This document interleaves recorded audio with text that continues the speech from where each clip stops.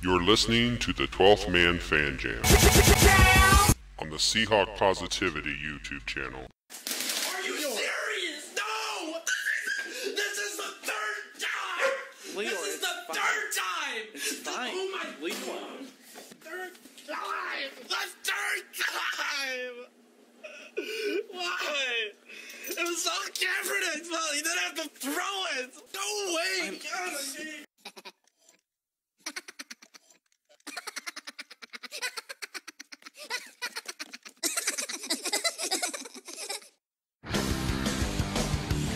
And now it's time for another edition of the 12th Man Fan Jam with your host, the Reverend Moses of the St. Paul Island Church of Seahawk Positivity.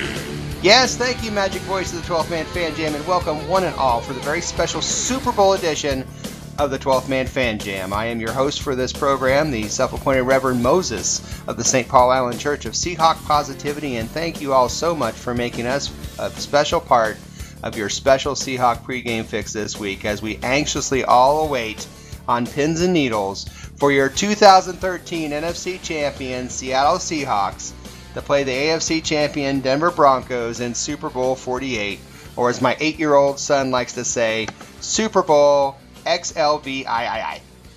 So, sit back, grab a desired beverage or scent of your choice, and remember, defense wins championships. We have so much to discuss on the program for you, and luckily, I am never alone. No, the 12th Man Fan Jam posse is here from around the world to light our way along the festivities with a Super Bowl full of fun and information. First, my partner in crime, the yin to my yang, a Bronco buster in his own right, direct from merry old England. You know him as Suffolkblue on Seahawkblue.com, and we know him as Matt. Hello, everybody. Can I say, Dennis, that I'm only here because I don't want to get a fine, boss. You can say your 5 minutes and then you can leave. Okay, thanks. Cheers. Yeah, Cheers. and if you want to stay, that's fine. We also have our news hound. You can find his weekly Seahawk editorials, 12th Man editorials, each week on SeahawksSouth.com. You know him as Shadowhawk on Seahawks.net. From the lovely state of Washington, we know him as Will. Evening, everybody. I'm just about the action, boss. We hear you, boss. You know, we should say boss at the end of everything tonight. Okay, boss. Okay, boss. All right, boss. Damn, well, you beat me to it. we have our numbers man, boss. The guy that crunches the vital information into understandable pieces of useful data, boss, from behind enemy lines and way too close to any 49er headquarters than anyone should be allowed to be.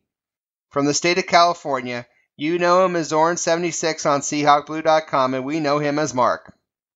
Hey everybody, this is Mark reporting from Winer Country, where it's still sour grapes out here in California. Apparently that's what Kaepernick is saying, but we'll talk about that, I'm sure.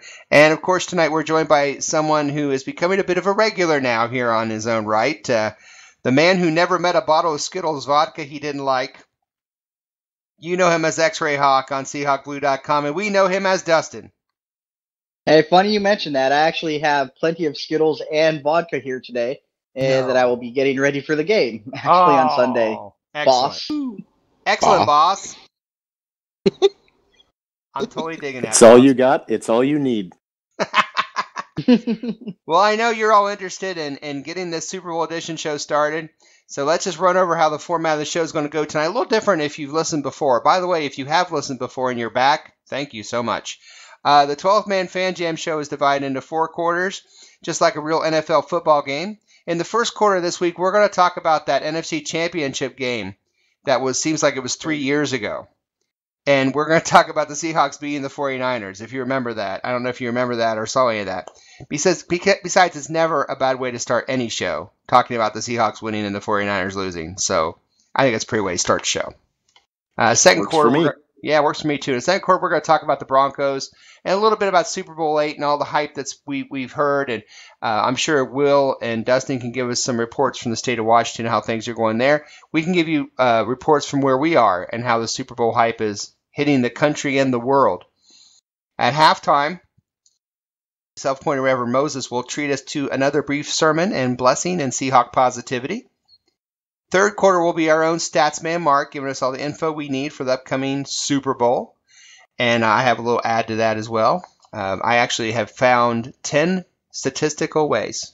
Well, not statistical. I found 10 ways that are absolutely foolproof that prove the Seahawks are going to win Sunday. 10.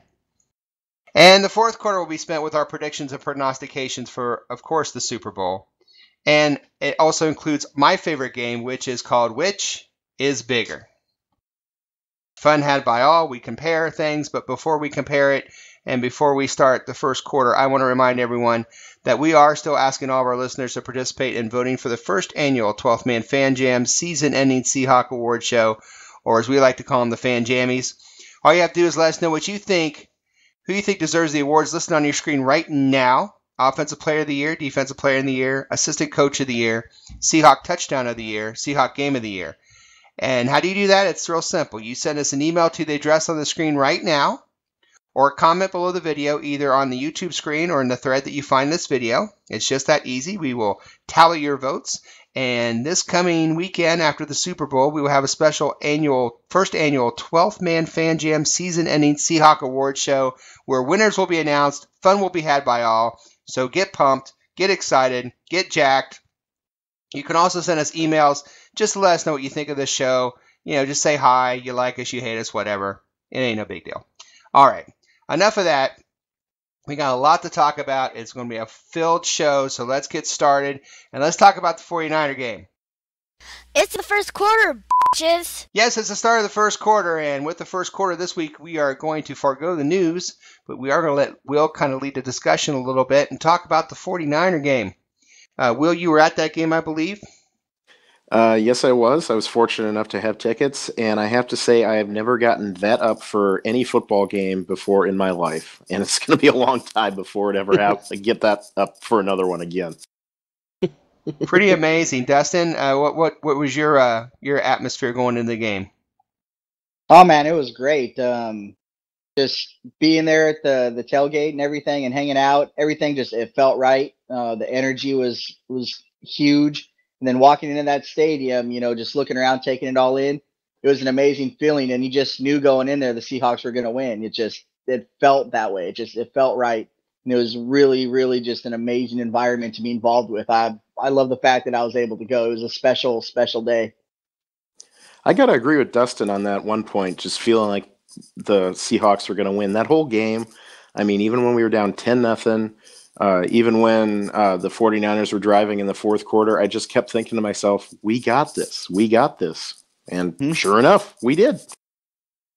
It's a brave new world as a Seahawk fan to, instead of waiting for the other shoe to drop, we're actually expecting, not panicking when we fall down.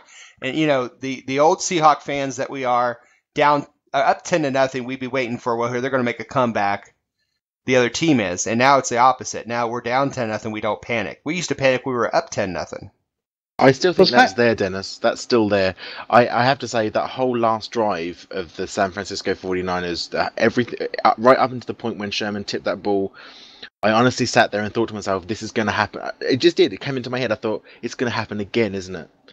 Going to happen again that them bastards are going to score on the last second of this game and we're going to lose. Just because it's just Seahawks. It's the way it happens.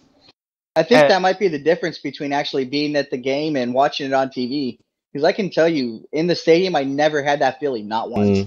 And to contrast that, the Arizona game, everything felt off to me the entire day. Everything. And nothing felt right. And then you go in there and sure enough, they lose. So coming back and feeling everything right going into the San Francisco game, I was more than sure they were going to win. Well, just speaking for myself, it's almost a little bit more relaxing, for lack of a better word, to be at the game than to watch on TV. Because when I'm at the game, I get to scream at the top of my lungs for 3 hours straight. So it's very cathartic. But I have to say, by the third quarter, I felt like somebody was taking a bat to my head because I was screaming so loud. But it's just.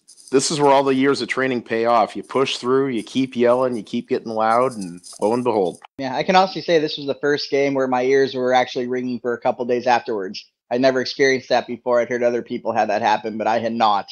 And this game, I damn sure did. It was it'd keep me awake for a little bit for a couple days.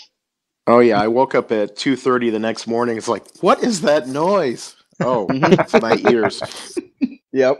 You guys you must have never gone to a Night Ranger concert in the 80s when you were I sat like 5 feet away from the stack of speakers the whole show, and for 3 days I couldn't hear anybody. It was awesome, but What year was that? Oh, it was back in the 80s. Back in the 80s, you were what, 4? Yeah, I was born in 81, so. Yeah, there it is. Hey, Mark. Yay, I'm not the youngest. Hey, Mark, did you panic at all during this game? Boy, I tell you, by the time the fourth quarter rolled around, I was in a bit of a panic and kind of relapsing to old fan behavior, and I needed my sponsor on speed dial. I was kind of your sponsor because we were going back and forth on the texting for sure. Well, our text mojo usually brings us good luck, even though I become a Jekyll and Hyde, that's for sure. Well, you guys better be texting each other this Sunday then. Of course. Mm-hmm. We always do. Yeah, he kind of, yeah, I'm looking at his texts here. Hard to throw the ball with 0.5 seconds to work with, he says. That's one of his texts for me. Now, I tell you when I panicked. I didn't really panic. But this is the nicest thing I'm ever going to say about the 49ers, and then I'm done saying anything nice. But when we went up 10-10, and they came back and did that drive to make it 17-10, and you got to admit, that was one heck of a drive that the 49ers put together. And they scored a touchdown to Bolden to go up 17-10. I thought, okay, at this point, my biggest fear all week was the 49ers celebrating in Seattle. Just couldn't happen. Just could not happen. I've never been more nervous about a game. I paced, I walked, I prayed, I did it all. And but when they went up 17-10, I thought, okay, now I feel like they've earned it. If they were to beat us at home after that drive, after letting us tie it up and then just driving down the field and scoring like that, I thought, okay, you've earned it. I can sleep a little bit after this. And then we came back, of course, but that was the most worried I was when it was 17-10 after that drive. I mean, that was third quarter though. I mean, there was so much time left in that game that score did nothing for me at all. I was like, okay, fair enough, whatever. For me, it was all about the fourth quarter. That's that last drive. Everything, as far as I was concerned, we had it. That wasn't a problem. That score wasn't a problem. I knew that we'd be able to pull that back. That wasn't a problem. I just didn't want it to be 24-23. I wouldn't have been able to cope with 24-23. Just a single point in the 4 seconds left in that game. That would have been just sickening. Well, and Moses, I think that game and the drive you're talking about, especially, I think this game really encapsulates what Colin Kaepernick is as a quarterback. I mean, the physical talent's undeniable. I mean, that run in the second quarter and then the touchdown pass on that drive where he jumps up into the air and just throws an absolute dart to Anquan Bolden. Yes. But on the other hand, you get into the fourth quarter and he's playing loose with the ball and he gets stripped. He throws a bad pick to Cam Chancellor. Yes. Then he had the brilliant idea to go after Richard Sherman. I mean, physically, the guy's got everything you want, but he just doesn't have it mentally. And I think that was we saw that a bit with his whiny little tirade about Sherman the other day. I mean, he's not there yet. He doesn't have what he needs between the ears. That was one of the weakest. If you're gonna have a go, if you're gonna sort of talk a bit of trash. You know what I mean? But it took him 2 weeks to come back on an interview that was done, I don't know, 2 weeks ago, just after this game. It took him 2 weeks to come back. Now I know if you're single finger touch typing, it can take a few minutes to be able to type a tweet out.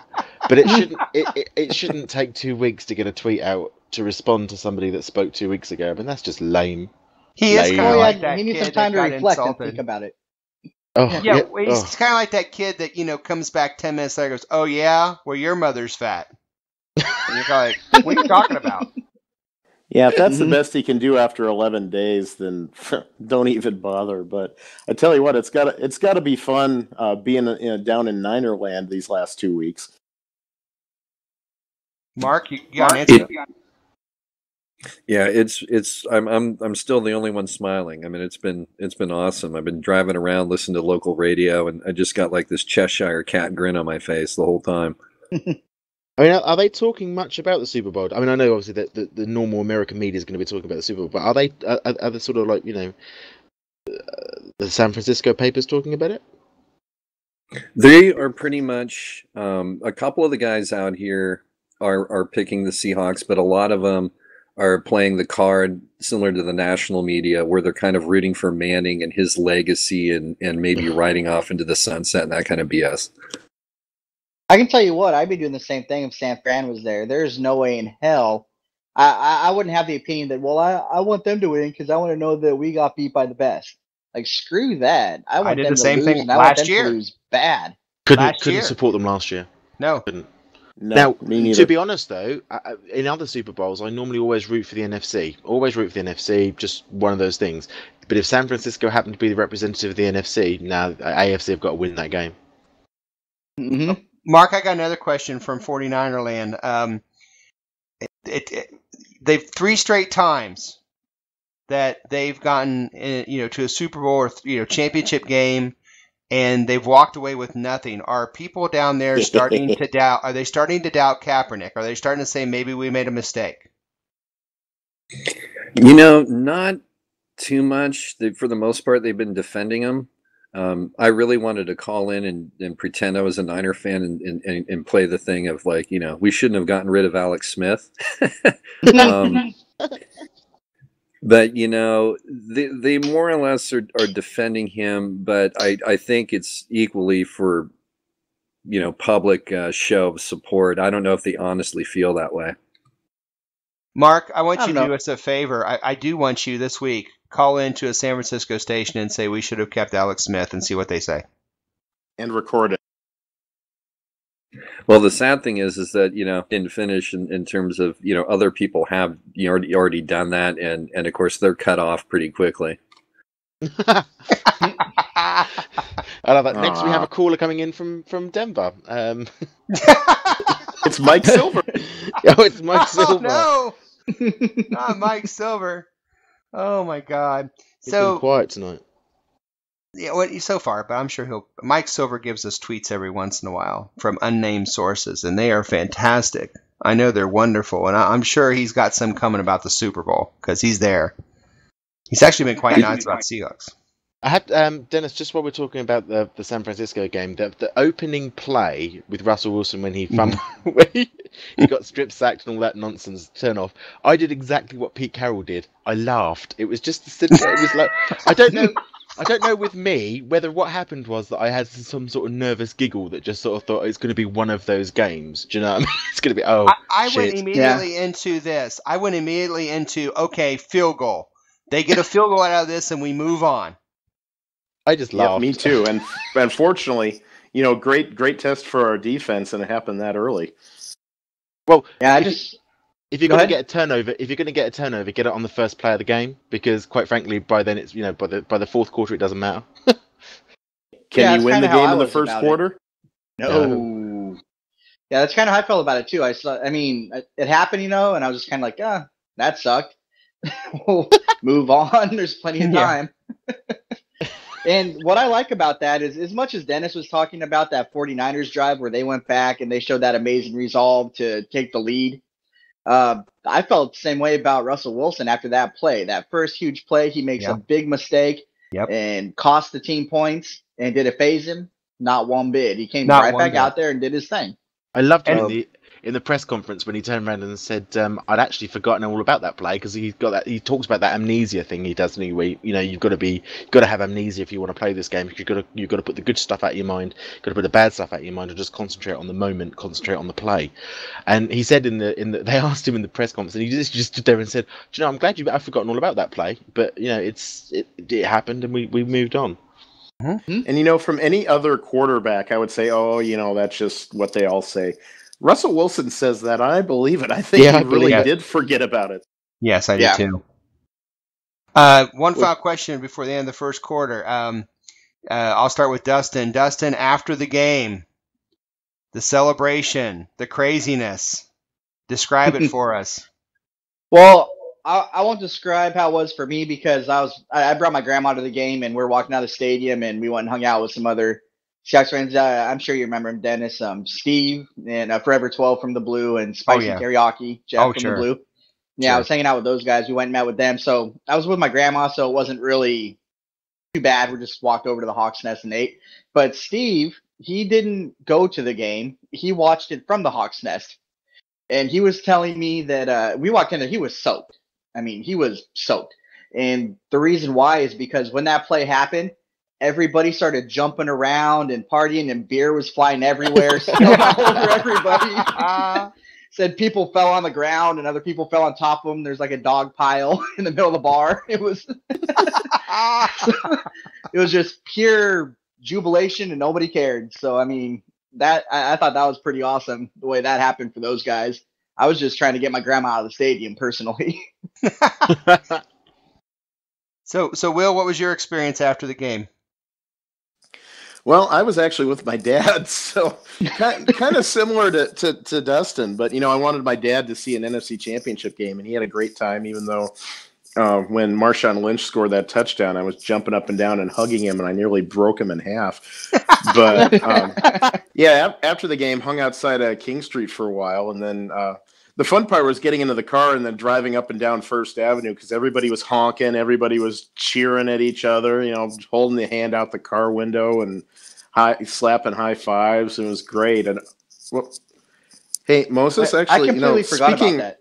Speaking of Michael Silver, I just got a tweet from him. We got some breaking news. Oh, breaking news tweet from Michael Silver.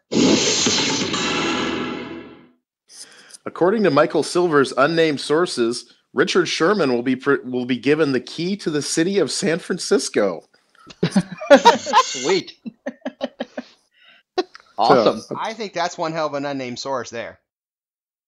Man, going back to what Will was saying about the people up and down the roads there cruising around. I parked up at my aunt's house who lives in Seattle, so she came down and picked me, my grandma up, and she picked Steve up too. And so it was bumper to bumper heading back up to where she lives. Me and Steve actually, because they're moving so slow, we got out of the car and we're running up and down the street, high-fiving people and having fun all up and down First Street. It was pretty fun. Yeah, I'm just glad I didn't run anybody over. That would have kind of put a damper on the evening. Yeah, I've never been more nervous about a game just from the fact that the 49ers celebrating in our stadium would have been something we could have never lived down. No. Couldn't happen. Just couldn't happen. No. And guess what? It didn't. Yeah. Woohoo! Yeah, tell me about it. Yeah, I'm done with that thought. Yeah, okay. We're done with that thought. I agree. It's the end of the first quarter, bitches. And that's the end of the first quarter. That's the end of the NFC Championship talk because we've got a Super Bowl to play in 2 days. And that's what we're going to talk about coming up. We're going to take a quick break, take a station identification, and we will be back. You're listening to the 12th Man Fan Jam on the Seahawk Positivity YouTube channel. But you're you're a major Seattle fan. It's very stressful. And I love the Seahawks, and it's hard for me to sit still to watch the games. The San Francisco game was tight. It was more stressful than being awake during surgery. The Seahawks have been twice. Yep. And that last time they lost, but this time they will win because I made a deal with God. Oh, well. But Peyton Manning, it's like that. Don't you think he should win? Look, new Bronco fan lady. I don't know why. He's already won a Super Bowl. You know what's going to be a better story? If he loses this year and wins some other time. And now it's time for the second quarter of the 12th Man Fan Jam. Here to take you through the second quarter is once again our host, the self-appointed Reverend Moses of the St. Paul Allen Church of Seahawk Positivity. Yes, we are back with the start of the second quarter. Usually we do the good and the bad and the ugly of the game the week before here on the 12th Man Fan Jam, but we're changing things up this week because it is a special Super Bowl edition of the 12th Man Fan Jam. Instead, we're going to talk a little bit about after winning the NFC Championship and, of course, the send-off of the team going to New York for the Super Bowl, and how all that affected all of us. So I know Will was at the actual send-off of the team. Will, how did that send-off go? Oh, it was great. I mean, I got down there an hour and a half before the buses were supposed to drive by, and it was already packed. We got 30,000 people there just to watch a couple buses drive by for 2 minutes. I mean, this fan base is just so hungry and so grateful for this team, and the players love it. And I mean, buses are driving by, people are going out and banging on the sides of the bus, waving flags, just absolutely going berserk. It's just so much fun. It was so much fun to see that, and just all the city just going absolutely Seahawk crazy. And I know we're biased because obviously we're all Seahawk fans, and we like to think we have the best team. We like to think we have the best fans. We like to think all that. But I did say we had a party here. We have some friends here who have moved here from Seattle that were season ticket holders that are coming over watching the game with us. And I said in the fourth quarter at the end of the championship when we were celebrating, I said, I don't think, and of course I'm biased, but I don't think there's a fan base that is more connected to their team than this team and that fan base. I just don't think there is. Absolutely agree. Absolutely. And it's one of those things where this team and these personalities and, this year in this moment with these fans, and, what helps a lot is the social media, Twitter and, Facebook and all that stuff. I mean, it's just, it's such a close-knit thing. I mean, like Beverly Sherman and Brandon Sherman, Richard's family, they're always over tailgating with us. And I know they make the rounds. They go see people. I mean, what other team's family does that type of stuff? You know what I mean? Who experiences that type of thing? I mean, exactly. I remember before the game, I was sitting in my friend Rick's truck in the back of it in the camper, and having a 20-minute conversation with Richard Sherman's brother, just hanging out, BS, and talking. I mean, you feel a connection to these guys, and you feel a connection to the team, and it's easy to get behind them. And they acknowledge it. They know, they understand it. They know that it's a special thing, and you don't feel it everywhere else. It's great to be a part of it, and your point's absolutely, it's spot on, man. This is special. It is. Matt, you were going to say something? No, I was just going to say, I mean, the Broncos had like 200 fans turn up to watch, the world's best offense fly to the Super Bowl. 200 people turn up. I mean, that to me said everything I needed to know. And I just knew that the 12s would turn up. I knew that we would have the streets lined. And in the UK, we're so detached from what you guys see because we don't get any of that. We have to actively go and find this sort of stuff to see. It doesn't get put in front of us the way it does for you guys. And over here at the moment, the only way that I didn't feel like it was Super Bowl, I was living in a bit of a sort of a dream world after the NFC game, and I just almost wanted to pinch myself to make sure that this was actually happening again. It wasn't until they put Empire State of Mind on by Alicia Keys, and they were doing they were doing this whole montage thing, and it was all painting to start with. It always is. And then as soon as it kicked in over here, then they came, out came the 12s and the hawk flew across the stadium and all that sort of stuff. At that moment, being a 12th fan here on this side of the Atlantic, I was no further away from New York than you guys are. At that moment, I was there, and watching the send off, I watched the videos on Facebook, watching people, screaming for 3 buses and a car to go past. I should have been there. That's how it felt for me. I should have been there. And it's carrying over to New York too. I mean, all the stuff I'm hearing from my friends who are there, it's just they're seeing so many Seahawk fans, and it's just so much Seahawk stuff and 12th man flags and all that. We are going to have a big presence in that stadium on Sunday. Yes, we are. Yes, we certainly are. Mark, what was your feeling the next couple days after the championship win? Well, excuse me. Wow, again, living it's one of those great moments to live behind enemy lines. It's like I'm a POW celebrating in like the barracks,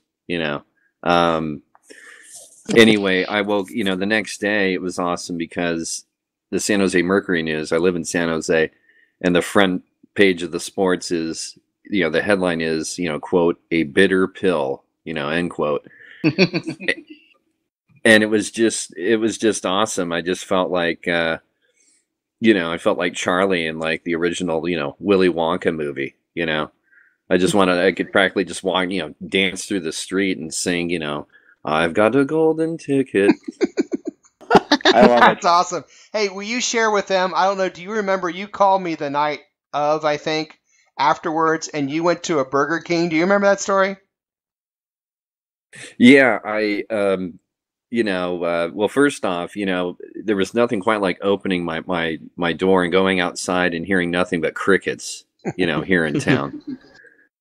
And then I lived nearby a little strip mall, and I went to a Burger King and just to grab something to eat. And there's 49er fans in there just consoling themselves and wearing their gear, and everyone is just pissed. I mean, you could really feel, the bad vibes.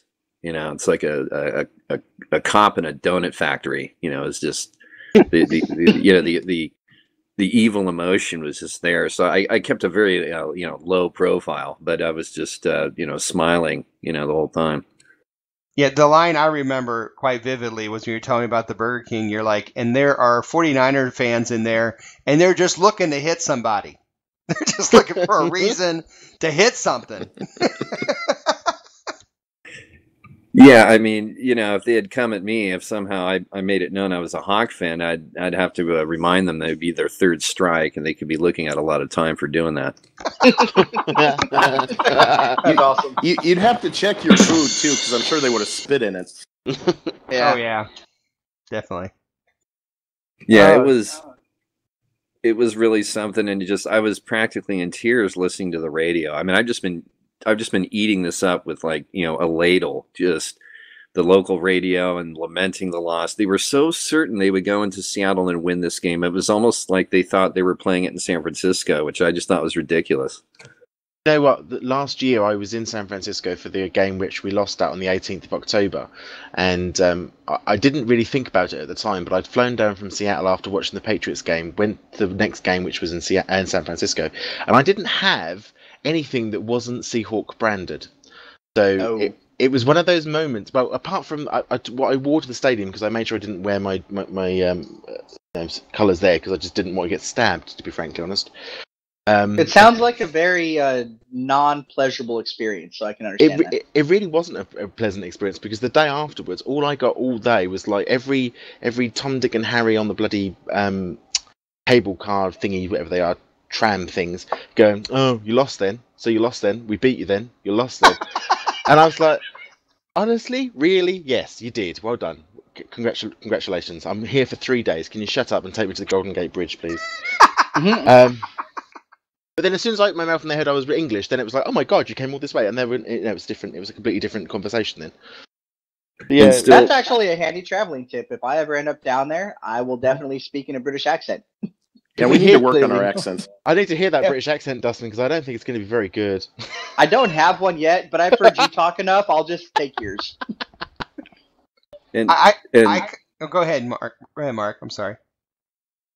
No, I was just going to chime in real quick, and still worse, Matt. It gets to the point where you're hearing it so much from people that live in SF that after a while you look at these people and you can't even tell what gender they are. If you have to ask, you don't want to know. Don't ask. Yeah. Oh right? My goodness. Don't ask. Don't tell. Woo. I was just thinking of Matt's story and Mark's story and combining them, and you have Matt the first part. Oh, you lost then, right?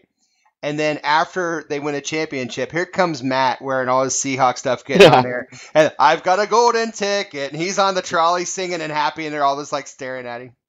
I think that would be poor situational awareness. That would be a great video. That'd be a great video. I don't want to try out Obamacare. Thanks very much. Cheers. Trust me on that. You don't. No. Speaking of trying things out, Dustin, when did it, or has it hit you, or when did it kind of come to fruition? Hey, the Seahawks are really in the Super Bowl. That really happened. It was definitely when the plane landed. I came home, watched the NFL Network that whole day, at work. Matter of fact, at work, I made sure the break room TV was on ESPN all the time, watching the NFL coverage because I'd poke my head in there every chance I got. And they had to come find me like, hey, dude, you got some x-rays to do. I was like, okay, cool. I'll be there in a second. So got home and, had NFL Network on. And I saw the plane land and, watching the door open. Well, first I saw the flag, right? They're waving the flag around or whatever. Then the door opens and first thing you see, Marshawn Lynch walking out the plane. And I had two thoughts about that at the time. First one was like, oh my gosh, this is really happening. This is real. The Seahawks are really there. They are really in the Super Bowl. That's what's going on right now. The second one was, this is really how the media coverage is going to be. They don't even know that's Marshawn Lynch because on NFL Network, they're trying to figure out who the guy was. He's like, he's got a big shirt on that says Beast Mode. I like the fact that they don't know who that is. They dissected for 20 minutes why the Seahawks weren't wearing ties. Well, they're not wearing ties like the Broncos. That's going to affect the game in 2 weeks or whatever. Yeah. Oh. So, Dustin's point is well said, though. I mean, if they can't even recognize Marshawn Lynch, I mean, these guys are supposed to be the experts. They're supposed to tell us what's going to happen, what to look for. They can't even recognize one of our most important players' faces. Mm-hmm. It's just it's mind-boggling. That's why, honestly, I have not watched ESPN or NFL Network this whole week. It's like, you know nothing about our team. You're an embarrassment. I can't handle this. I sort of lost interest. Well, the Broncos plane landed, and the anchor woman, I don't know who she was. She had bad hair, but the anchor woman turned round and said that, oh my God, Peyton Manning's going to carry his own luggage off the plane. At that moment, are you serious? I am. Was that the pregnant lady? And then at that moment, they turned round and said, oh, and he's getting off the front of the plane, and the red carpet bit is at the back of the plane. So the coaches and the manager staff are getting off on the back of the plane where it's got a red carpet. But Peyton Manning is carrying his own bags, and he hasn't got any red carpet. What? That was an issue, huh? At this exact moment, I turned off all appliances in my house, and I went to work. That's interesting, because I don't remember the Seahawks having a red carpet. Well, theirs was in the front. Was it? I didn't even notice it. Yeah, there was a carpet of sorts in the front, and ironically, something was said about our guys going out the back and ignoring the red carpet entrance on the front. But it was the other way. Seriously though, Matt, stories like that make me respect Marshawn Lynch more for not wanting to talk to these idiots. Ain't that truth? Mm-hmm. So the level of questioning. I mean, just to touch briefly on the Marshawn issue. I work with the media. I had done for many years over here in the UK. You wouldn't get what you get over there in the States, whereby you have this aircraft hangar type thing set up where the media gets to set itself up and you take people and you place it in front of them. It wouldn't work that way. It wouldn't happen that way. And in fact, our teams over here, you wouldn't expect to have any longer than about 2 minutes with a player, let alone 6 minutes with a player. You wouldn't expect to have 2 minutes with a player. You might with the coaches. You certainly would. Well, actually, with the coaches you would, but not with the players. The players are paid to play the game. They're not paid to be some sort of media star giving pundits. And this is where I think the NFL has got it all wrong. It's just controlling too much of this. Control the game. Let the players do what the players want to do. Mm-hmm. No, that's part of what makes it the NFL, though. That's part of the deal, man, is the access. And that's actually in their contracts. They have to do that. We're talking earlier about how great this is that, in this moment and with this team and how connected we are. If those guys didn't do the media obligations, it might not be that way. So that kind of feeds into the specialness of what's going on. But Dustin, I have to disagree with you. What the specialness you're talking about is the specialness of the spontaneity of players that are doing things off their own back. You're not getting spontaneity through ABC. You're not getting it through Fox News. You're not getting it. You're just getting the standard line which that channel wants to push out. The bits that join us to our players are the social media tweets, the things like the Derek Coleman thing. Okay, yeah.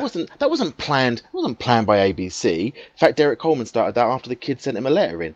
It's these sorts of things that are spontaneous. The media, your standard media, does not create a link between us and our sports. It might be with the local media, absolutely, that might be different. But this national circus that they've got going on in New Jersey at the moment is just ridiculous. Now, I can tell you with the local media, it is that way. Go ahead, Will. And you don't Oh, sorry. You don't forge a connection with the players either by forcing a guy like Marshawn Lynch to speak to the media when he clearly is uncomfortable doing so.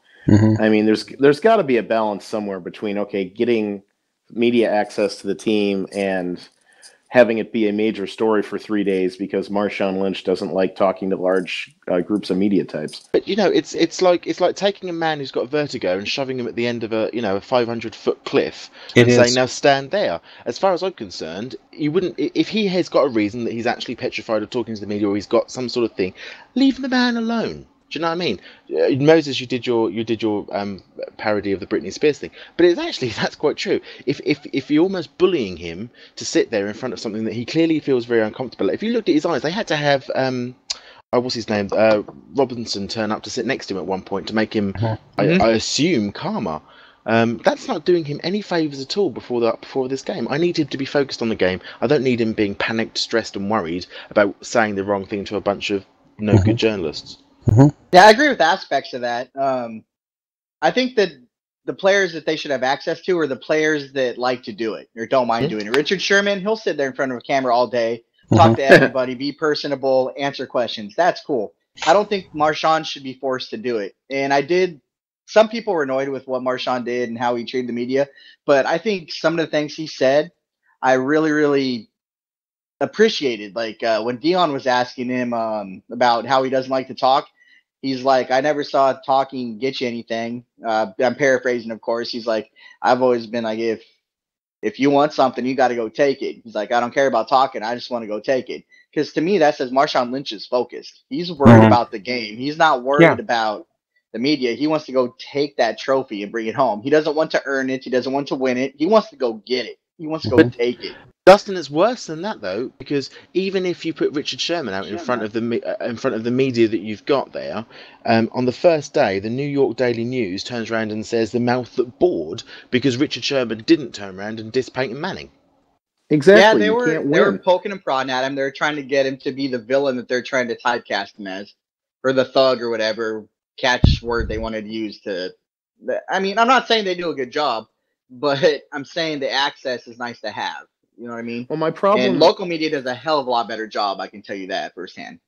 Yeah, my problem with the national media, and it's bleeding over into sportscasting, is it's not about reporting the news. It's about creating a narrative.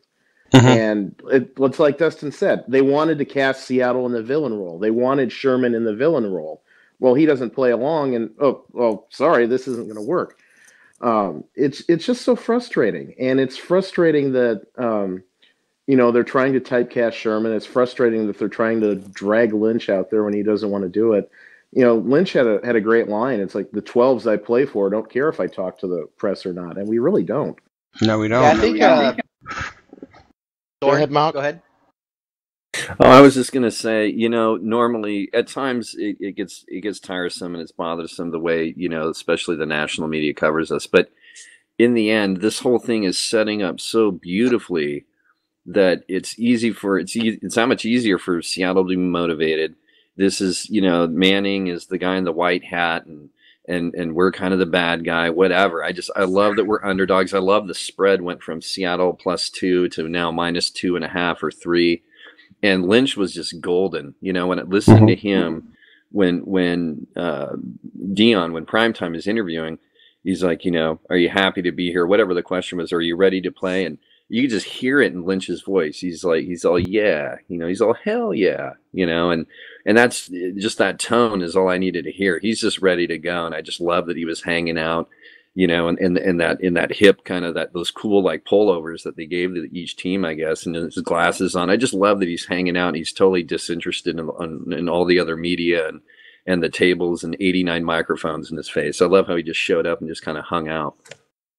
Yeah, I agree, Mark. And I don't know if I'm just reading too much into it or whatnot, but the attitude and the way Marshawn's carrying himself, man, it makes me feel like he is ready and primed to have a huge game. That whole media day, the whole media day, I left watching media day thinking I was more confident after media day than I was before media day. Not just him, not just Sherman, not just Wilson, but the whole team looked loose. They looked happy. They looked confident. I thought, wow, this media day was a huge bonus for me because I saw these guys look ready to take a title, quite frankly. I agree. And one of the things I was going to say is that, like, there's certain times and certain players that they capture the moment and they can will their team to win. Like Michael Jordan would will his team to win. You know what I mean? And for whatever reason, I'm getting that vibe from Marshawn Lynch. Marshawn feels like, at me, with the way he's acting and the things he's saying, he's ready to go and he is primed to make something happen. And I feel like he's already the heart and soul of the team, and especially the offense. And I feel like that guy is ready to will this team to a win no matter what happens. I feel like he's going to carry him there. Yeah, I agree. Yeah, I was just going to say really quick. I agree, Dustin. I think we all have a good feeling about Lynch, and again, just hearing him, and I think that I just have a feeling that he has a very good chance if we win this game. He's going to be a huge reason for it, and I could see him being really a prime candidate for MVP, even though typically it goes to the quarterback. I hope he's the MVP. That would be the most awkward post-game interview ever. I'm about to go hold this trophy, boss. Well, it'd be awesome if he had Mike Robb accept the honor on his behalf. Yeah, really. That would be sweet. Get in the back, Marshawn. I'm driving you out. Tell you what, the NFL would fine him about $1 million if he does that. I tell you what, I know about 1,012,000 that would pay $1 each to make sure that was taken care of. I know. Mm-hmm. Holy shit! It's halftime. Speaking of taken care of, that was a great discussion about the Super Bowl and the events leading up to it. We're going to take a quick break here, come back with a halftime sermon from the Reverend Moses himself.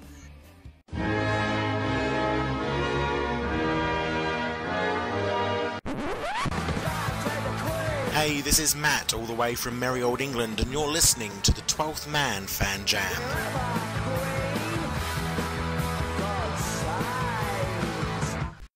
And now, a brief sermon from the self-ordained Reverend Moses of the St. Paul Allen Church of Seahawk Positivity for Super Bowl XLVIII. Reverend? Oh yes, it is I, the self-ordained Reverend Moses of the St. Paul Allen Church of Seahawk Positivity. How is everyone doing this evening? We're good, Reverend. Oh, so good to hear from all of you. It is so nice to see you. That you're on, Matt. You are doing a wonderful job from England. You are, and it is. I believe there's a time change, is there not, between England and the United States? 8 hours to the West Coast. 8 hours. I thought it was 1993 over there. I'm a little confused. I apologize, Dustin. You know that when you drink, the angels cry. I just want to share that with you. I've been praying for you, my friend. Hey, that's all right. Everybody does. And Will is doing such a great job putting up with all the crap on this show. Will, I pray for you and your strength. Hallelujah. Hallelujah. And Mark, you are behind enemy lines, and I know San Francisco is rough for you, but I pray for you every day, my friend, that you survive just fine down there. Well, I appreciate that, Reverend, because there's a lot of gender confusion in this area. There is, and I know that when you get into a cab at San Francisco, and you ask the cabbie where the gay area is of San Francisco, he says right here, and he circles his butt. It's very sad. That's very sad, but we're moving on, my friends. I am here to bless Super Bowl XLVIII. As you heard in the intro, I have asked our church band to join in on the celebration a little bit, and when they're not playing in the church, they do other gigs under the name of Cleolanda and the Funky Bunch. You can hear them this next Friday. They will be performing at the Crooked Turtle Bar and Grill just down the side streets out of town. They serve a They serve a mean vodka shooter down there. They do. Perfect sponsor for a church band. Yes, and Dustin, I know your tab's getting a little high there, so they wanted me to speak to you later. I will do that at another time. But right now, I would like to introduce you all to the leader of that very band I mentioned. She drives a van and she keeps the band members happy and well sedated. She's 90 years old, but she has a license to carry medicinal marijuana and a .357 Magnum. She's the woman who gives Motorcycle Mama a whole new and rather disgusting meaning. our very own Cleonda Hawk. Cleonda, honey, it's so good to see you again. She's going to take a little break right now. She's kind of passed out. She's had a little bit too much Skittles vodka. I know you all understand that. So we'll revive her at the end of the show. Yes, we'll revive her at the end of the show. Folks, Cleonda and her band, they wanted me to remind you that the Women's Auxiliary of our church is once again holding their annual Super Bowl bash this Sunday. And, of course, it's very special with our very own Seahawks in that. Promises to be a very festive way to celebrate a Seahawks victory. There's going to be a live band, and this year it's going to be Stevie Wonderous and the Trouser Snakes. It's a church favorite band. They're very excited. Again, there will be door prizes and raffles, and although we'll have to closely monitor the grand prize giveaways this year. Those of you who were in the church party last year, remember last year we had a party for the Super Bowl, and Cleonda won a free back massage from Russell Wilson. And it turned out she forged this prize herself just to get close to the poor little guy. And he had this mad woman running up at him at training camp saying something about giving her a rub down. Luckily, a couple of seagulls placed her in a half Nelson until security showed up, so he's okay, but he is a little emotionally scarred from that experience. Who wouldn't be? You know, this year's Testify. Good thing he has a short memory. He does, and he has amnesia, thank God, and he prays for her, I know, daily. This year's Super Bowl party promises to have great giveaways and raffles also.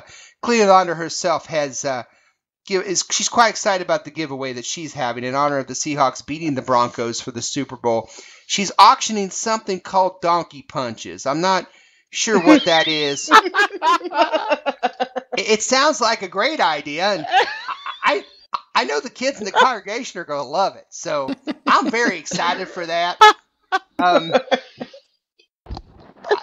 don't know what the humor is in donkey punches. I'll have to look that up on Wikipedia another time. We'll have food there, of course. We're gonna have. I would check Urban Dictionary. I'll look up Urban Dictionary for donkey punches. I appreciate that. We'll have food there. We'll have wings, nachos, and all kinds of desserts, and even Big Ruth Portner. She's going to bring her legendary State Fair award-winning 12-layer chocolate cake. This time she promises not. Yeah, this time she promises not to eat it before the party, though, so we can have a little taste ourselves. Friends, families, listeners, creepy YouTube stalkers, and subscribers, if we are ready, I do feel like getting a little church up in here.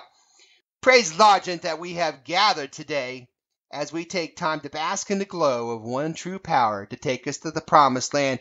William, do you know what that one true power is? Skittles? Seahawk Positivity. It's very cool. It's Seahawk Positivity. Dustin, even inebriated knows it's Seahawk Positivity. Praise alcohol. Yes, my brethren. It is indeed time to look out upon the promised land, for we have arrived at a place where few are able to travel, where many try but fail, where all dreams of being, but very few see that dream become a reality, a place where greatness can be achieved or lost, a place coincidentally where you can lose your wallet and your mind. New York and New Jersey are fine places for a Super Bowl, aren't they? Mm-hmm. Yes. Amen. Yes, if you like Tony Soprano in Swampland, we've got the game for you this weekend. But I digress. As we look forward to the game itself, we should take time to reflect upon the journey we've taken. It's been a journey on a road filled with many speed bumps and many challenges. But all challenges have been met. All speed bumps have been crossed. And now, here is the promised land. Greatness awaits. Just one final hurdle. A reading from the book of the Super Bowl XLVIII, chapter 1, verses 3 to 12. So now in the promised land, those within Seahawk Positivity are to face those horses from the land of the Mile High. They did come from the land of the Rocky Mountains to stop those within Seahawk Positivity from achieving greatness. But those within Seahawk Positivity were not afraid, for they believed in the power of Seahawk Positivity, and they rose up in front of the bucking Broncos, and they did rage against them, and the horses were afraid. Those within Seahawk Positivity did make them tremble. They returned to the Mile High land defeated and lost, and there was much rejoicing in the land of Seahawk Positivity. My friends, this is the word of Seahawk Positivity. Amen. Amen. Rise up, brethren, for it is now time. 12th men, 12 women. Time to lift up a mighty roar against those who oppose us. Do not fear the 18 with the huge forehead.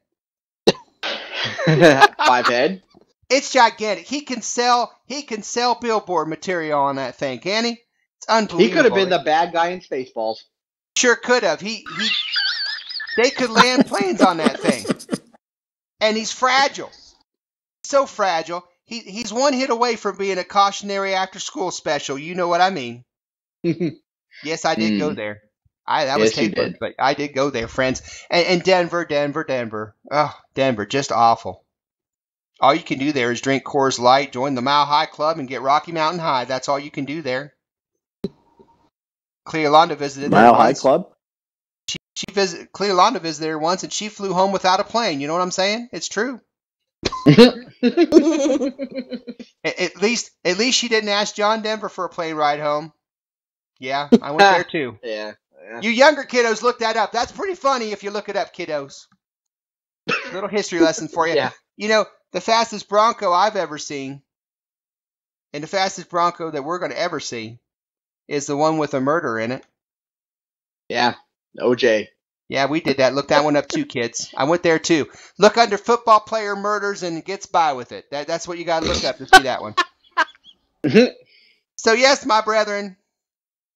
My brethren in Seahawk Positivity, it is truly time. Time to take our rightly place in the Hall of Champions. Time to establish our place in NFL history. Time to finish one of the most memorable eras in Seahawk history with an unforgettable performance on the big stage. Time to take what is ours and bask in the warm, victorious glow of the one true light of Seahawk Positivity. Go forth, my brethren. Go forth and spread the good word of Seahawk Positivity. Amen. Praise Largent. Praise Cortez. Cleolanda, we're going to talk about those donkey punches. They laughing at it. I don't think it's very funny. It's better be age appropriate, honey. I must be off. You're listening to the 12th Man Fan Jam on the Seahawk Positivity YouTube channel. We are the champions. We are the champions. No time for losers, 'cause we are the champions. Of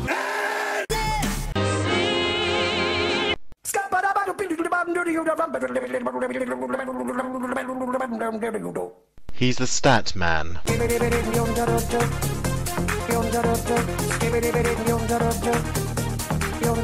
He's the stat man.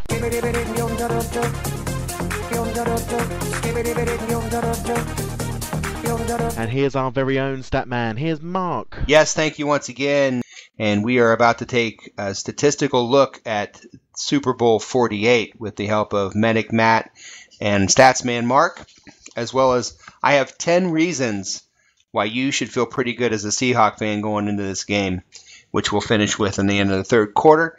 But first, let's go with Medic Matt, and let's check out the injuries for the game. Matt, who's banged up for this game?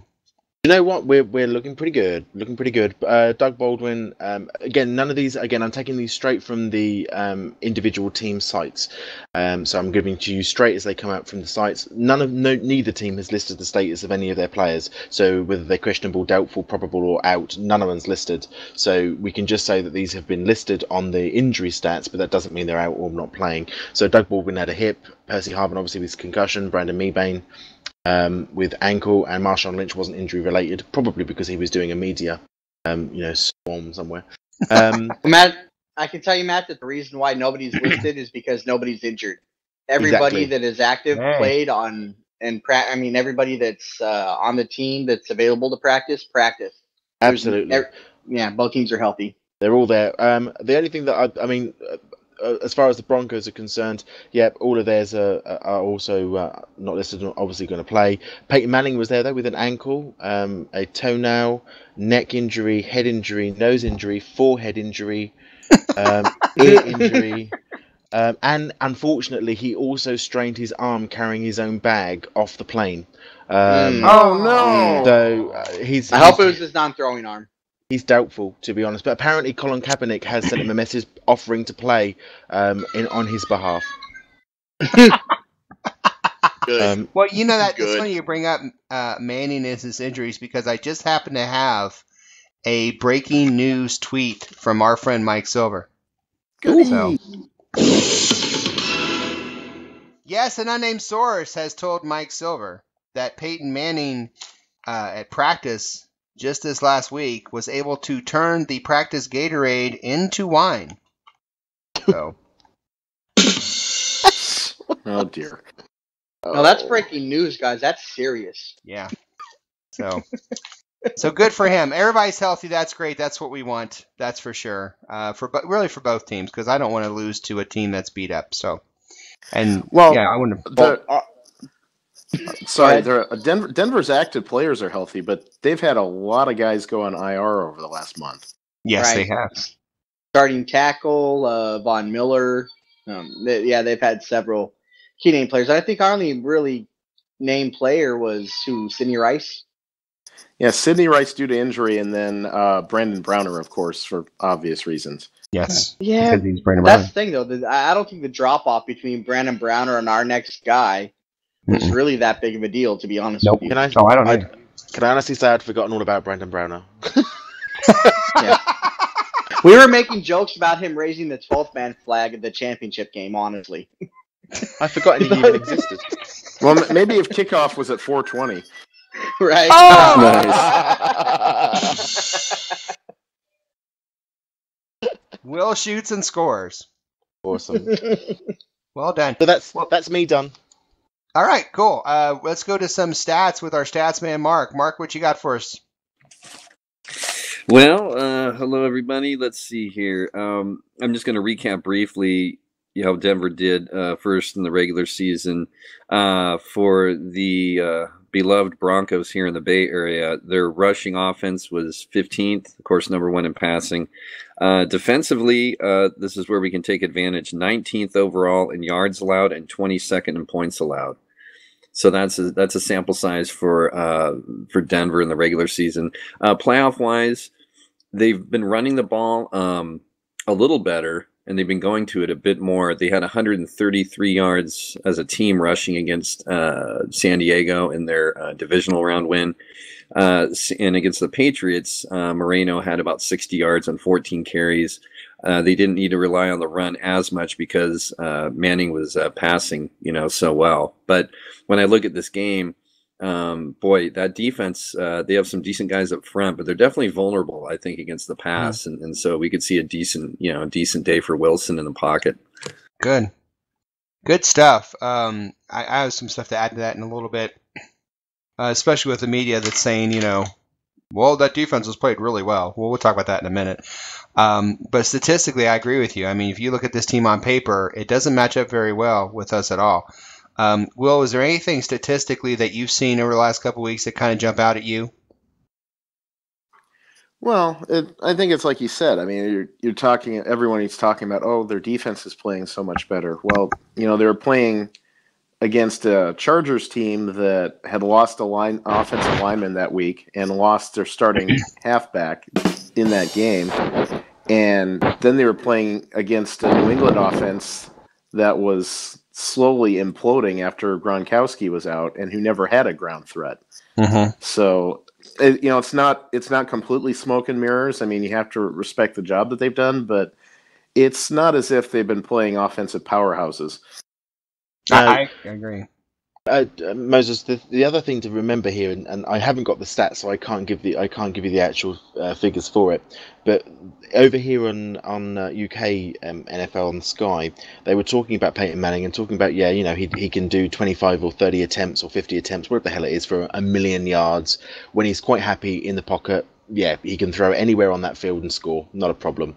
You rush him, all his stats go out the window. If you put pressure on that man, he's not mobile, and he doesn't, put that pressure on, and all of a sudden his reads start going. And what do they say? He had happy feet. He gets happy feet. That's exactly right. And it's true. So, I mean, I don't have the stats. I wish I did because they would prove what I'm saying. But ultimately, our rush, if we can get Irvin in there, we can get Averill in there, we can get these people in there on him fast. One good sack in the. If you can get a good sack on the opening couple of drives, bang, straight on his ass. Amazing. It's so funny you brought up Happy Feet. I'm so glad you did because, where I live literally 20 minutes from Lucas Oil Stadium. So, I'm surrounded by Colt fans. And, of course, when the Seahawks are playing, I watch the Colts. My friends are Colt fans, so I kind of support them. So I've seen a lot of Peyton Manning here. And we were talking about it today. I was talking with my assistant who's he himself a huge Colt fan. And he thinks we're going to win the game, too. He might just be doing it because, he's my assistant, but as we were talking about it, he said because he values his job. That's why. No. Yeah, have you done his performance review yet? He said exactly what you just said. The actual phrase. He said, Dennis, when Peyton gets Happy Feet, got him. If he starts doing that shuffle back there, he's worried. And he's right. And I've seen that too. It's funny you said Happy Feet because that's exactly what he said. He said when Peyton gets Happy Feet, it's over. And obviously not wishing injury on anyone because that's just wrong. But you get a good couple of sacks on him, hard sack, not these sort of like Charger type sacks or these like weak stuff. If you get Amber in there, you get somebody in there, you get Irvin in there, bang, knock him over a couple of times. That is really, really going to worry him. Mark, what do you want to say?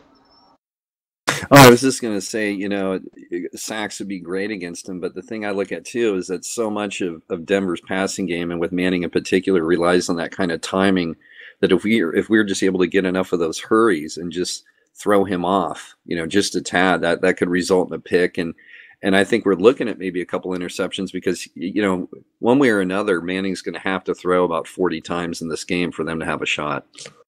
I could really see a scenario. Oh, sorry, Dustin. I was just going to say I could really see a scenario where we don't get very many sacks on Manning, maybe one tops. But if we can just make his life miserable, knock him down a few times, get pressure on him, just force him into mistakes. I mean, we could have a really good pass rush in this game and not have it show up on the stat sheet. Yeah, that's kind of what I was alluding to. Basically, is kind of a combination of what everybody was saying there. Pressure on the quarterback does not equal sacks. All you have to do is get in his face, make him alter his throw. You don't even have to touch him. Make him alter his throw, make him move, make him uncomfortable, and that makes a huge difference. Pressure is not the same thing as sacks, so I don't think you can get caught up in that stat necessarily because he's been sacked 20 times this year, which is way less than anybody else in the league. Yeah. But you can still make him uncomfortable and make him out of his element without taking him to the ground. So, another thing I heard today at work I thought was fascinating. You always hear this whole Manning Brady comparison, and for me, I think it's ridiculous. But Brady has way better hair. Yeah, exactly, and he has a better looking wife. But excuse me, but the one person today I thought it's always the same argument. Brady has rings, Peyton doesn't. Blah blah blah. This person came in and said, "Well, I kind of think." In a lot of ways, Brady is better than Manning because Brady handles pressure better than Manning. And I went, wow, that's the first time I've heard that. But if you think about it, that record in the playoffs, the big games, Manning doesn't handle them as well as a Brady or other great quarterbacks. And I think they're right. No, I think that's absolutely right. Brady, he stands in the pocket. That dude's kind of studly that way. He will stand in the pocket, risk his hair and everything, and still throw the ball. So I agree with that completely. Peyton gets rid of the ball so quick, he doesn't have to worry about that most of the time. Right. Well, I have a couple other stats that I found that should make you feel better about this game. The first one has to do with the playoff opponents. If they were talking about how they held the Pats and the Chargers down in rushing. When the Pats were actually 12th in running offense over the year, the Chargers were 13th. Defensively, the teams that we played were 3rd and 4th in the NFL, and the teams they played were 24th and 25th in the NFL. The Chargers and the Patriots. The Chargers had the 24th defense. The Patriots had the 25th. Oh, so our road was harder. I think so, and I think people are talking about our struggling offense. But our struggling offense is putting 23 points against the 3rd and 4th ranked defense in the NFL. That's pretty darn good. That's interesting. And it's played almost nothing but top 10 defenses since December. And by the way, Chargers 24th. The Broncos put 24 points up. Patriots 25th ranked defense. The Broncos put 26 points up. So it's not like they're killing these bad defenses. And, and let's be honest. You put the 49ers, the Saints, the Patriots, and the Chargers. That's the teams these two have played and beaten in the playoffs. Rank them 1 to 4 and tell me where they're at. Because you can't tell me. Maybe the Patriots are 2, but I'm not buying it. Because Brady's throwing to who? Troy Brown? Who the hell's he throwing to? It's the 49ers, the Saints, the Patriots, and the Chargers. And so we played the toughest teams. Here's the one that really stood out to me, though. The Broncos have this record-breaking offense. Oh, my God. Peyton Manning's amazing, right? 600 points. Wonderful. There are 32 teams in the league. They played a defense this year ranked 16th or lower 12 out of 16 times. Yeah. They only played 4 top 15 defenses. One was the Ravens the first week of the year. They played the Giants. They played the Titans, and then they played the Texans, who were probably already halfway on vacation. So don't tell me how Titans had a top 15 defense? They were 15th.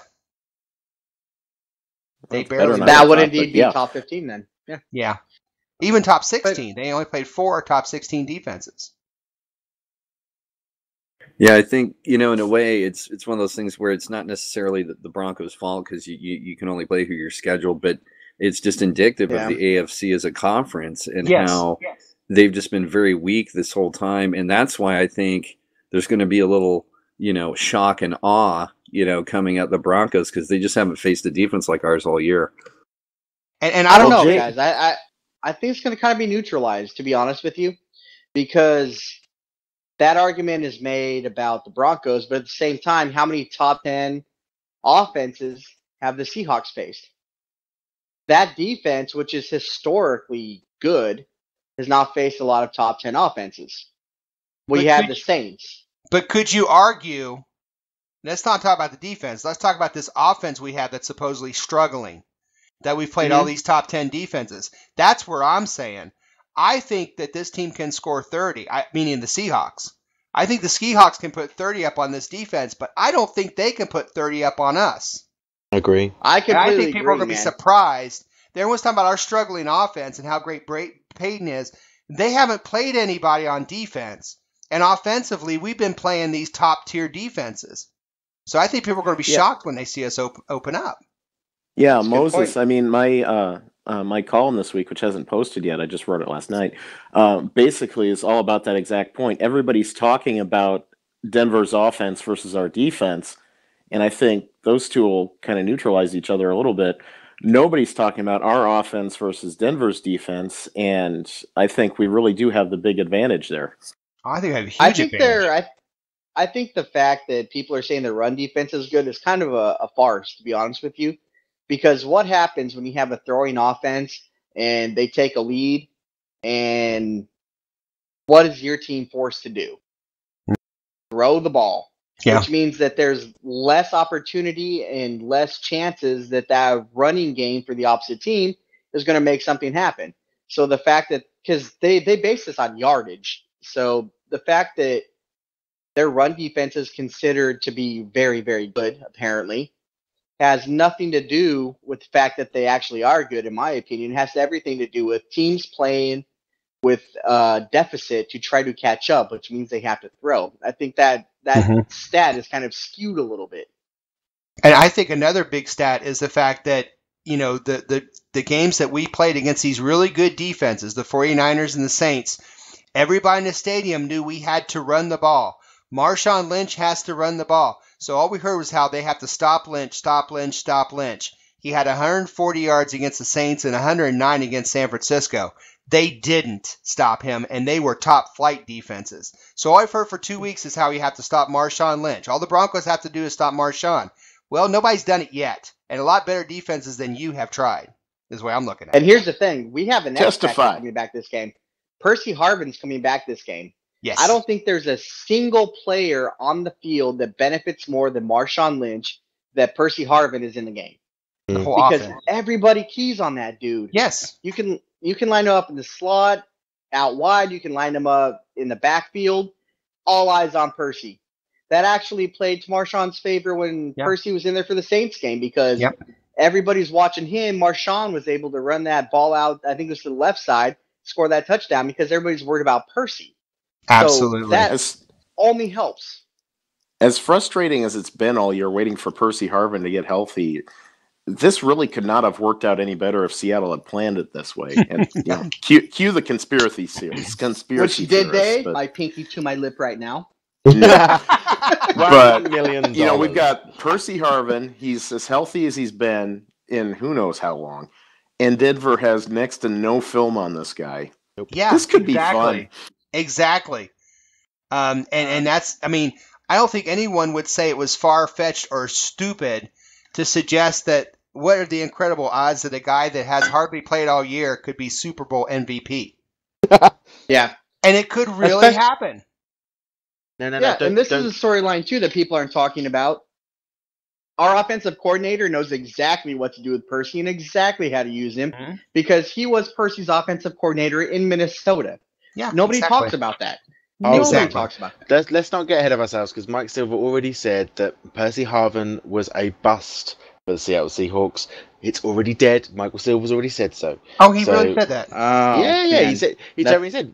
Clearly, he was a bust because he only played in one game at the time when he said this because it was just a Minnesota game he was in.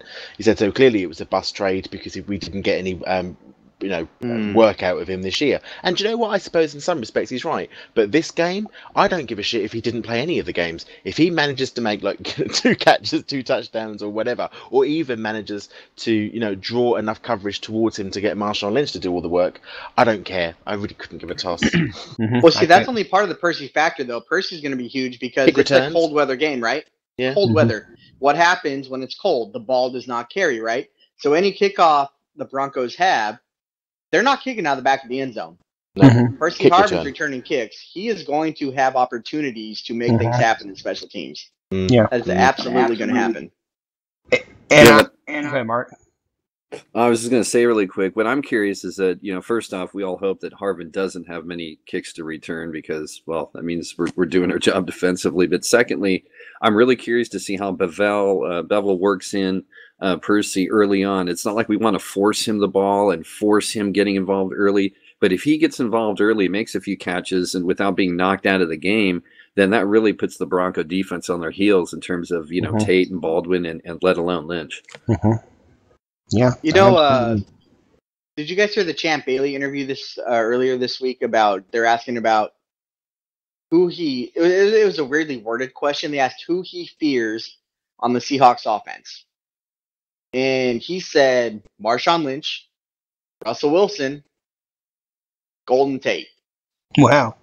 And I thought that was interesting because there was no mention of Percy, and Percy is the game breaker as far as receivers go. And I think a big part of that is the fact that nobody has any film to watch. So, Champ Bailey's in there watching film, scouting, seeing what Seahawks do, and what he's not seeing? Number 11. The thing is, he hasn't been on the field. The thing is, your conspiracy theory, Dustin, sort of almost starts to get ground because if you think about it, what the Seahawks have managed to do, they've had Richard Sherman, who has pulled all the media away from anything else apart from himself over the last week or so, almost as if it was planned. You've got Percy. You saw his wink when he was asked about that. You see that? Yeah. So one of the reporters the Sunday asked him, did you have any of this plan, blah, blah, blah? And he's like, he looked at him and winked. Yeah. but think about interesting. Take the logic. Think about it. You've managed to take all the media coverage away from anyone on your team, really, apart from Richard Sherman. So the media is completely focused on that, which also means, really, by association, in some respects, the Broncos are pretty much focused on that as well, because that's what they're hearing all the time. So that's happened. You've got Percy Harvin is fit and well.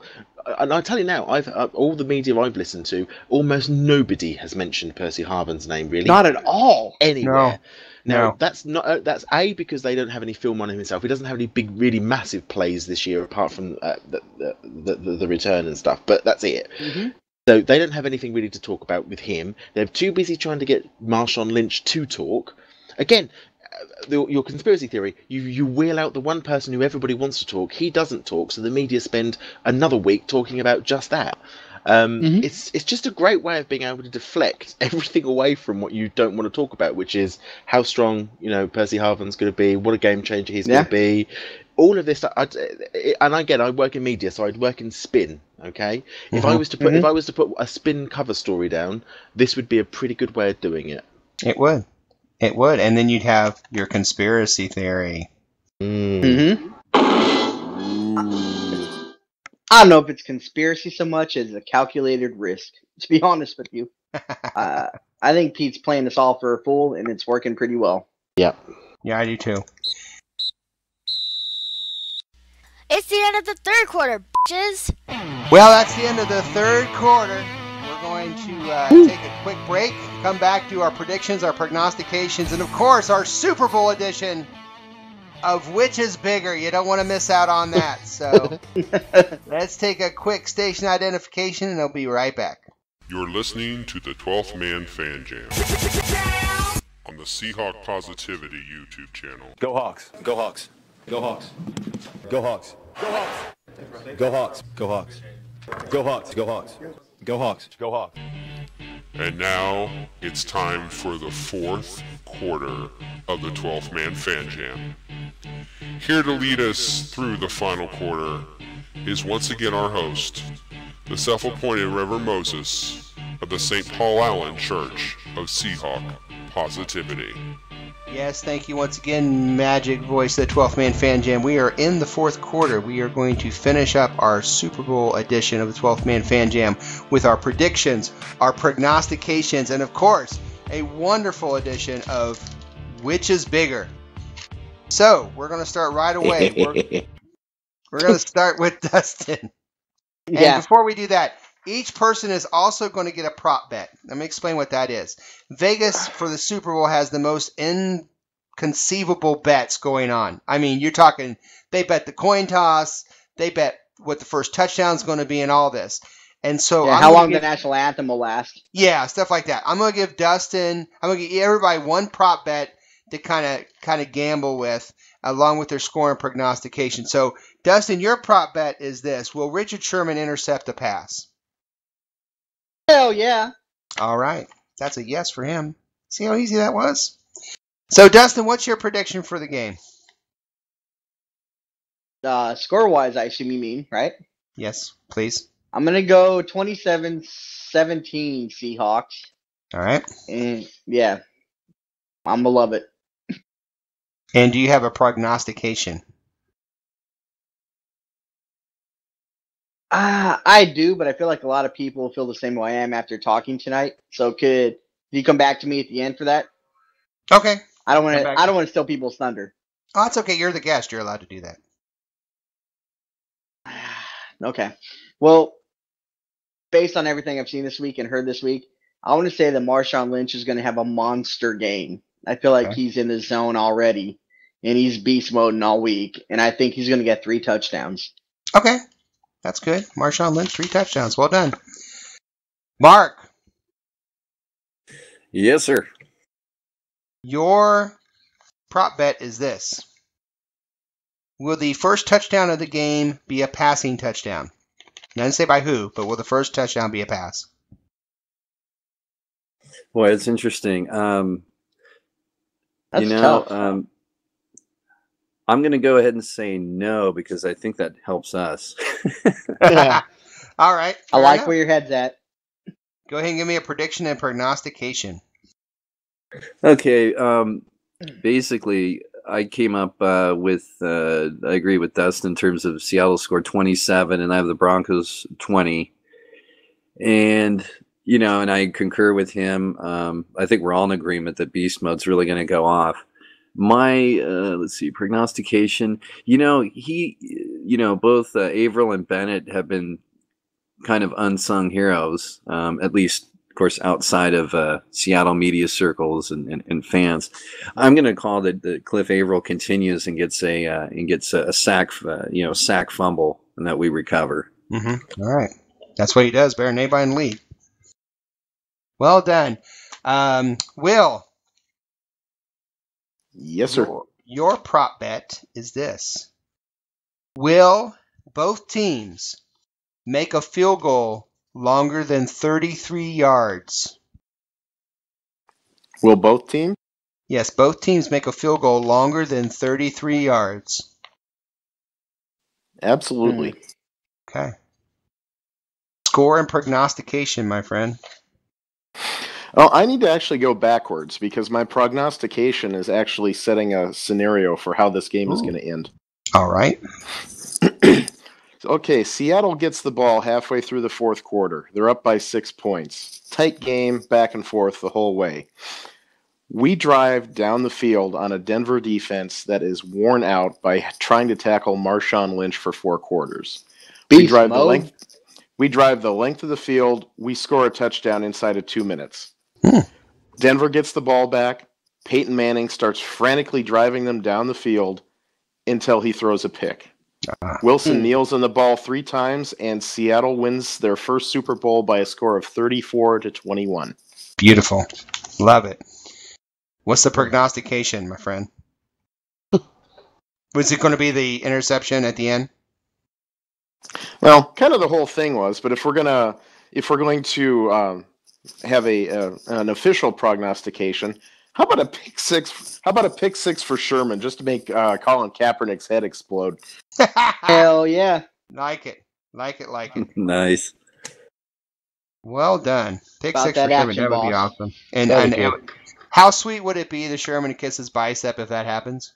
But I'd love it. All right, Matthew, your prop bet from England. Your prop bet is, will John Ryan, every punt that John Ryan does, will it be over 34 yards? The easy answer to that one is yes, but I'll say no. Oh, okay. Okay. Just to be difficult. I prefer the easy answer. Yes, score and prognostication, if you would. I've got a score of Seahawks 31, Broncos 24. And my prognostication, as I understand it, the most interceptions by a team during a Super Bowl is Tampa Bay with 5 against Oakland in Super Bowl 37. Mm-hmm. So I'm going to say we break that record and we get 6 interceptions. That's awesome because that was also Sweet. against an aging quarterback. Oh, Yes. and it was Rich very Gannon. similar because it was an explosive offense against an explosive defense, and they've been talking about that all week too. So there you go. I think we're going to get 6. We're going to break that record. Love it. All right, now Nice it's up pull, to me. Matt. Nice pull. For me, my prop bet is this: will Russell Wilson rush for 30 yards or more? And I'm going to say no. I don't think he's going to rush for 30 yards or more. I think it's going to be close, but I think it's going to be between 20 and 30. I think that it's real simple. I think that the Seahawks can put 30 up on that defense, and I don't think that he can put because that's all he is Peyton Manning. It's not the whole team, it's just Peyton. I don't think Peyton can put 30 up on the Seahawks. I think the Seahawks can put 30 up on the Broncos. 34-23 is my final.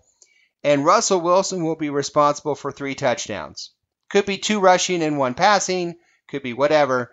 But he's either a combination of passing and rushing is going to be 3 touchdowns from Russell Wilson on his way to MVP, on his way to a new car, and on his way to me getting a jersey with his name on it. Because if he's MVP, that's what I'm doing. So, that's the predictions and prognostications. Now comes our favorite part when we get to say, which is bigger? Which is bigger? Oh my. And I don't want to do the one we've done all week, but all year, but it just seems to work. And when you're a football fan, you have superstitions or you have things. What's that saying? It's not superstition. It's only weird if it doesn't work. It's only weird if it doesn't work. There it is. And so we're going to do that. And so my question to Matt is, Matt, which is going to be bigger? The amount of sacks or interceptions for Peyton Manning? Interceptions. You want to give us the number? 6. He's going to throw 6 interceptions. Oh, 6, that's right. No How many hesitation. Six interceptions. How many sacks do you think? For Peyton Manning, 2. Okay. Good I deal. thought it was If going you'd to say picked 22 sacks, that on would the have been field at one impressive. time. Yeah, really. That would have been really impressive. Dustin, which is bigger, interceptions or sacks on Peyton Manning?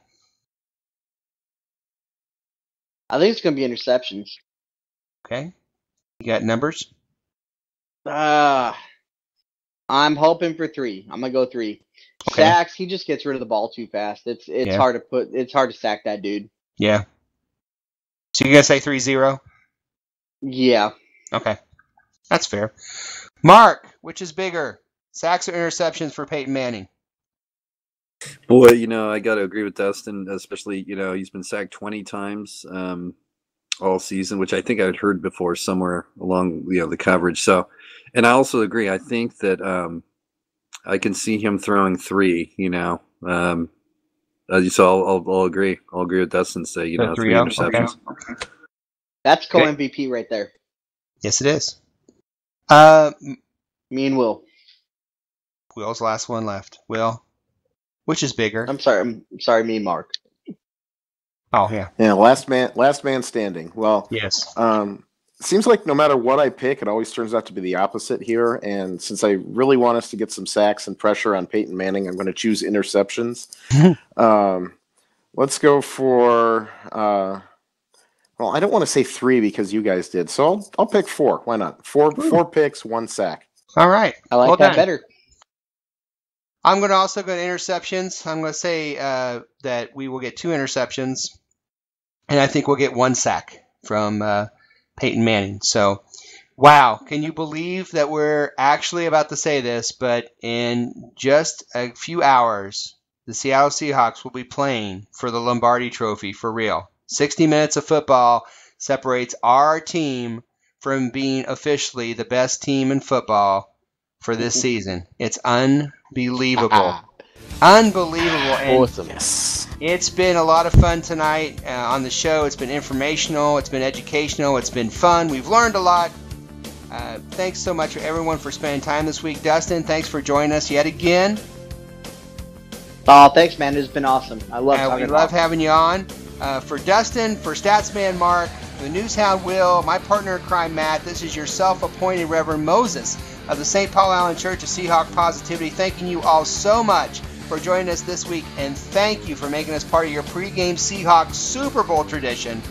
And we look forward to helping waste an hour of your life again very soon. Don't forget to vote. Enjoy the Super Bowl, and go Hawks! Go Hawks! Go Hawks, boss!